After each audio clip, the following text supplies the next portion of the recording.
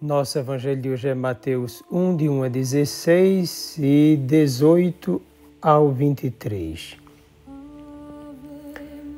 Livro da origem de Jesus Cristo, filho de Davi, filho de Abraão. Abraão gerou Isaque, Isaque gerou Jacó. Jacó gerou Judá e seus irmãos. Judá gerou Farés e Zara, cuja mãe era Tamar. Farés gerou Esrom. Esrom gerou Aram. Aram gerou Aminadab. Aminadab gerou Naasson. Naasson gerou Salmão. Salmão gerou Boz, cuja mãe era Raabe. Boz gerou Obed, cuja mãe era Ruth. Obed gerou Jessé. Jessé gerou o rei Davi. Davi gerou Salomão, daquela que tinha sido a mulher de Urias. Salomão gerou Roboão. Roboão gerou Abias. Abias gerou Asa. Asa gerou Josafá. Josafá gerou Jorão. Jorão gerou Osias. Osias gerou Joatão. Joatão gerou Acais. Acais gerou Ezequias. Ezequias gerou Manassés. Manassés gerou Amon. Amon gerou Josias. Josias gerou Jeconias e seus irmãos no tempo do exílio na Babilônia. Depois do exílio na Babilônia, Jeconias gerou Salatiel. Salatiel gerou Zorobabel. Zorobabel gerou Abiúde. Abiúde gerou Eliaquim. Eliaquim gerou Azor. Azor gerou Sadoc. Sadoc gerou Aquim. Aquim gerou Eliúde. Eliúde gerou Eleazar. Eleazar gerou Matã. Matã gerou Jacó. Jacó gerou José, o esposo de Maria, da qual nasceu Jesus, que é chamado o Cristo. A origem de Jesus Cristo foi assim. Maria, sua mãe, estava prometida em casamento a José. E antes de viverem juntos, ela ficou grávida pela ação do Espírito Santo. José, seu marido, era justo e, não querendo denunciá-la, resolveu abandonar Maria em segredo.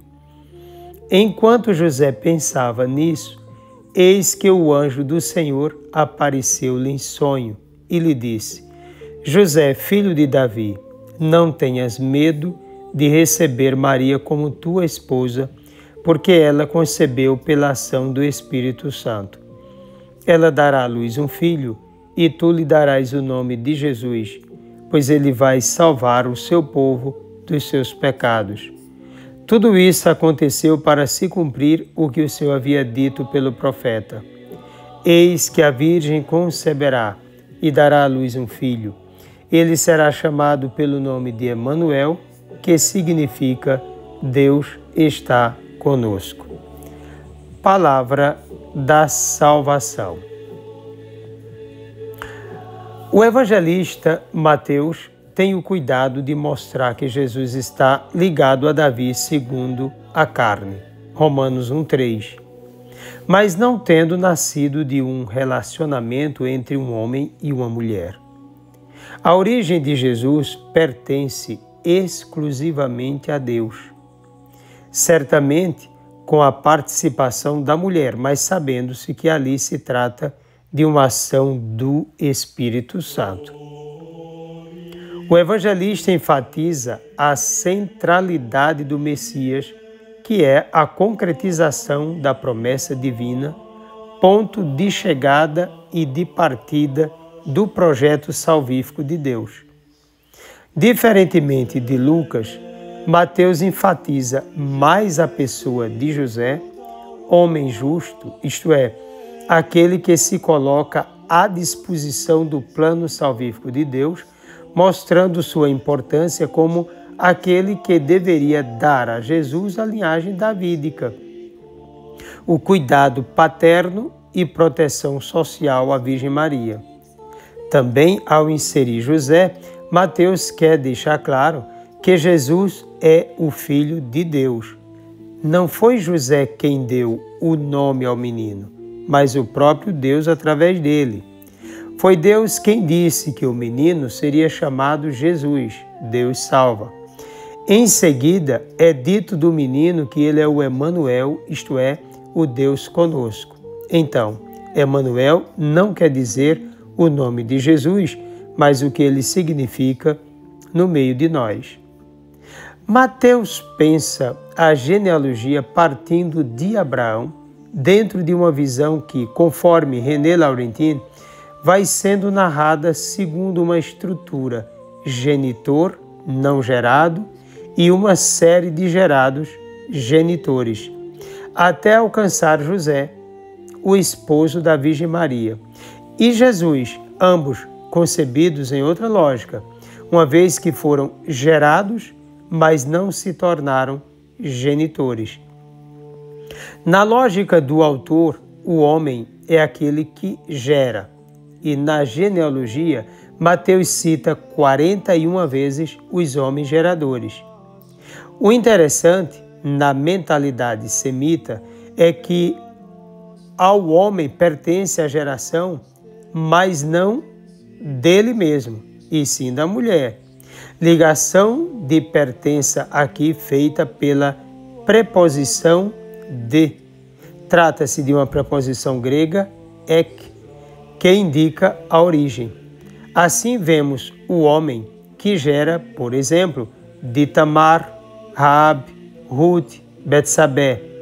Na conclusão da genealogia, José, que foi gerado, não gera, porque a ligação da preposição ek vai se estabelecer com a mãe, dando a ela a condição única e exclusiva da maternidade divina do Salvador por vontade do Pai na potência do Espírito Santo.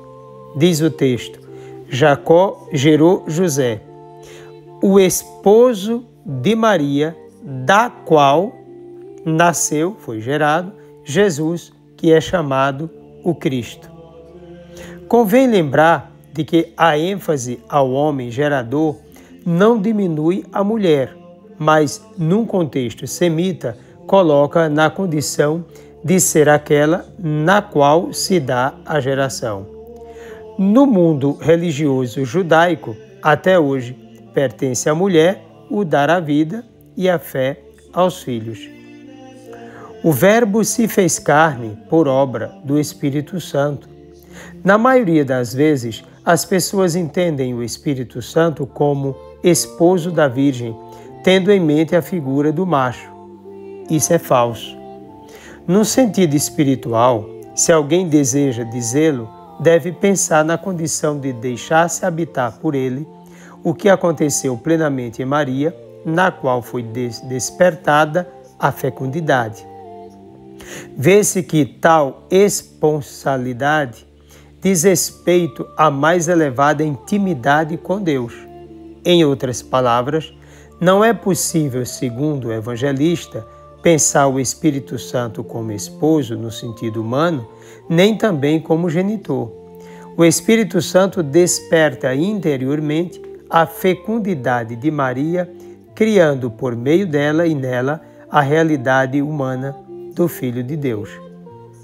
Um outro ponto a ser analisado é a expressão até que, Mateus 1:25. A primeira coisa que temos de observar é que, no contexto das Escrituras Sagradas, essa expressão não quer significar que necessariamente aconteceu algo depois. É certo que alguns, por força de comprovações hermenêuticas pessoais, pretendem justificar a existência de outros filhos de Maria, servindo-se da expressão supracitada, interpretada segundo a forma de pensar de um contexto particularizado. Esse não é o melhor caminho para a verdade. Faz-se necessário investigar a realidade linguística da época e da própria Palavra de Deus. Alguns exemplos podem ajudar-nos bastante a entender. Gênesis 8:7. O corvo solto por Noé não voltou à arca até que as águas secassem.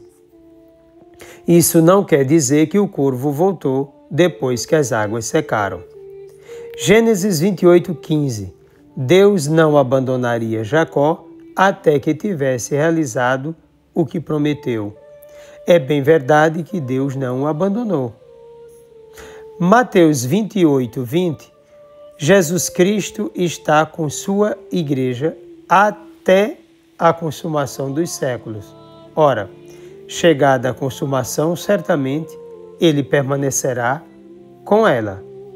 Então, fica evidente que o autor não tem a intenção de dizer que a Virgem Maria se relacionou sexualmente com José depois do nascimento de Jesus, o que certamente não passou pela sua cabeça, pela cabeça dele, diante do mistério que ele mesmo vem apresentando mediante um refinado cuidado teológico. A virgindade de Maria, podemos dizer, é algo extremamente importante na narrativa de Mateus, tanto pela verdade em si, quanto pelo real significado teológico de indicação direta da divindade de Jesus, o Emanuel.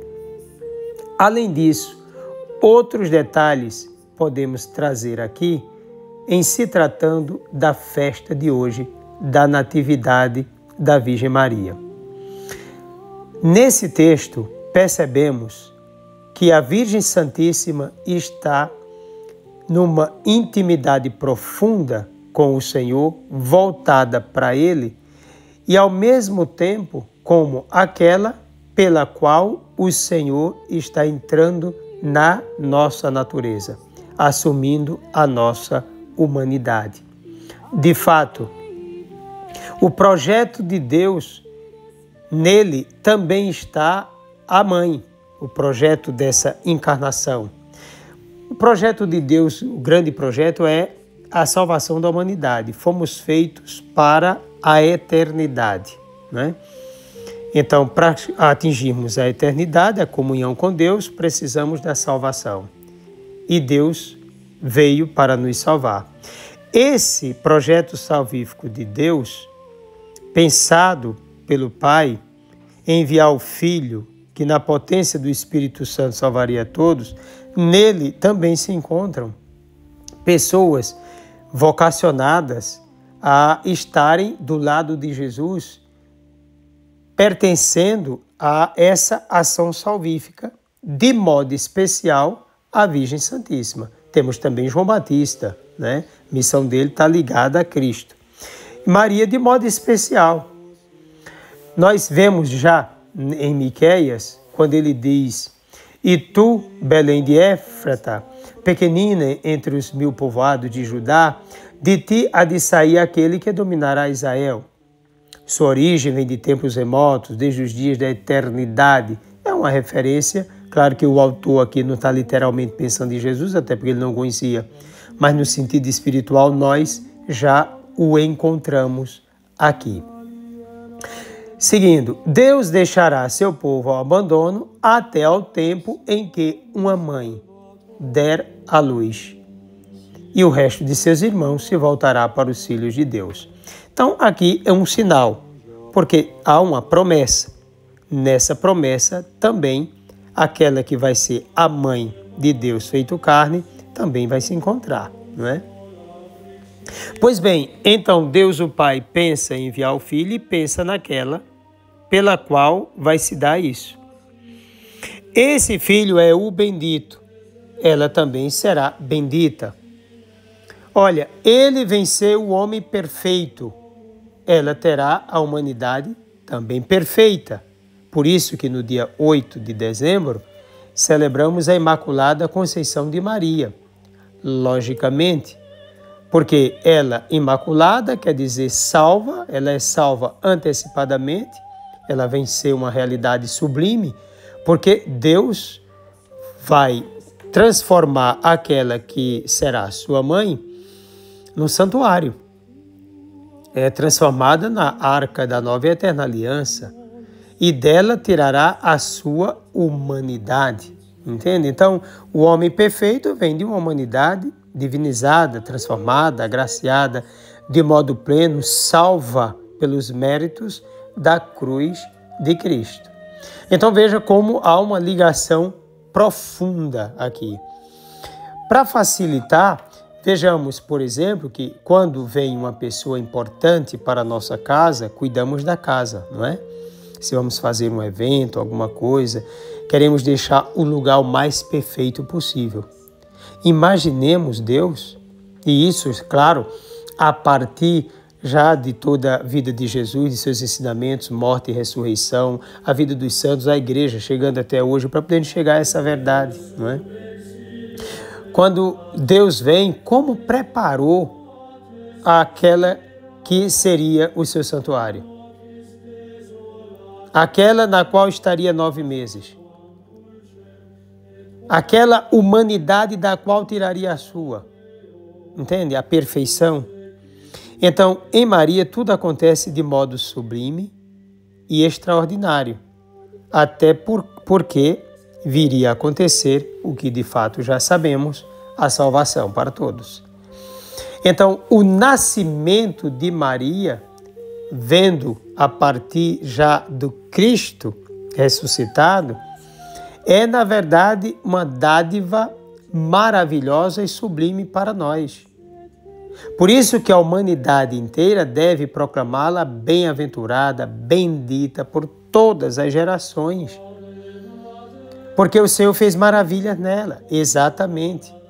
Então, o olhar para Maria é um olhar maravilhado, apaixonado, agradecido e, ao mesmo tempo, de quem deseja viver a semelhança dela, essa intimidade para a conquista do reino de Deus.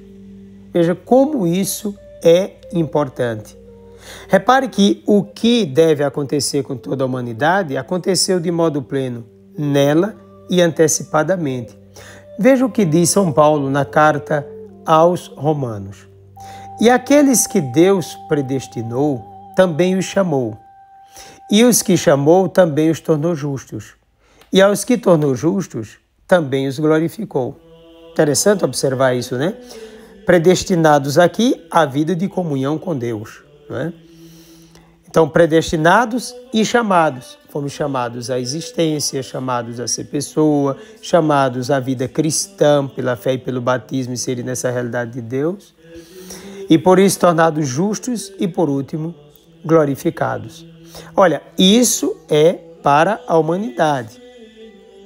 Agora, isso para uma humana que vai se tornar mãe de Deus, então isso aí vem de um modo sublime e perfeito.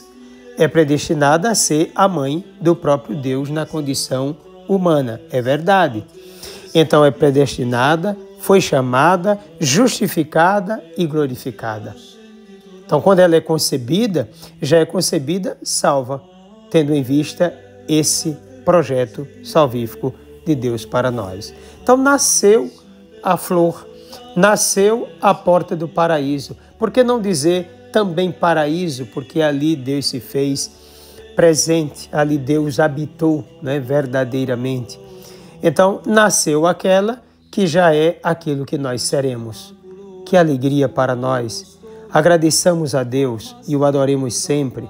Agradeçamos ao Senhor por esse dom, por essa maravilha, por essa mulher, pela Virgem Santíssima, nossa Mãe, que por obra do Espírito Santo tornou-se Mãe do Salvador da humanidade e também Mãe da Igreja.